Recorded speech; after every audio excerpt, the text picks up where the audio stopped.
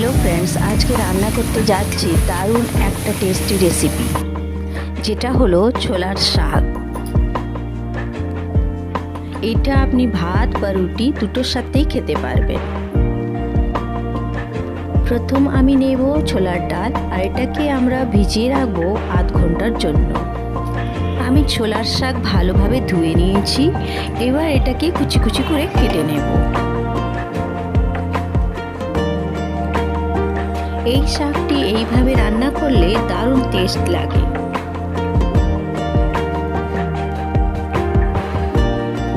আমি শাক প্রায় 250 গ্রাম মতন নিয়েছিলাম।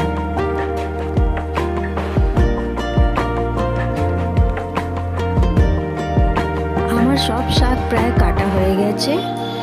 এবার চলুন আপনাদেরকে বলে দিই কি কি লাগবে এর মধ্যে ফোড়ন দেওয়ার জন্য আমি নিয়েছি 2টো শুকনো লঙ্কা, 1 চামচ রাঁধুনি, হাফ চামচ জিরে, আর 1 চামচ কালো জিরে, আর 5-6টা রসুনের কলি।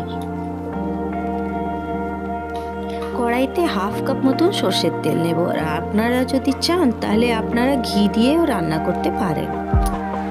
তেল গরম হয়ে গেছে। এবার এর মধ্যে দেব শুকনো লঙ্কা টুকরো করে।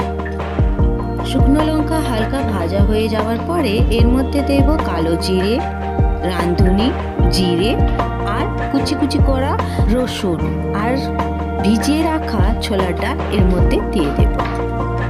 রসুন আর ছোলার ডাল ভালোভাবে ভাজা হয়ে যাওয়ার পরে এর মধ্যে আমরা দেব ছোলার শাক।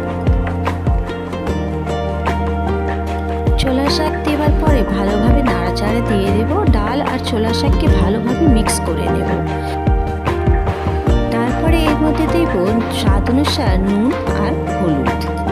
এরপর এর মধ্যে দিয়ে দেব হাফ কাপ মতন জল, আর 15 থেকে 20 মিনিটের মতন ঢেকে রেখে দিতে হবে। 20 মিনিটের পরে জল শুকিয়ে গেলে এটাকে ভালোভাবে ভাজা করে নিতে হবে। এই শুকনো করা ভাজার সময় আপনারা এর মধ্যে একটু কাঁচা সরষের তেল দিয়ে দিতে পারেন, তাহলে টেস্টটা দারুণ হয়।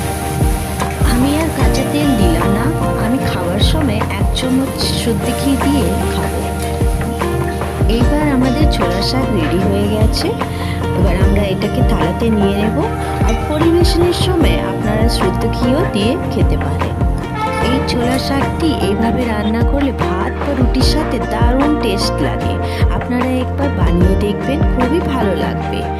আশা করি আপনাদের রেসিপি খুবই ভালো লেগেছে। কমেন্টে অবশ্যই জানাবেন কোথা থেকে দেখছেন আর রেসিপিটা কেমন লাগলো। ধন্যবাদ।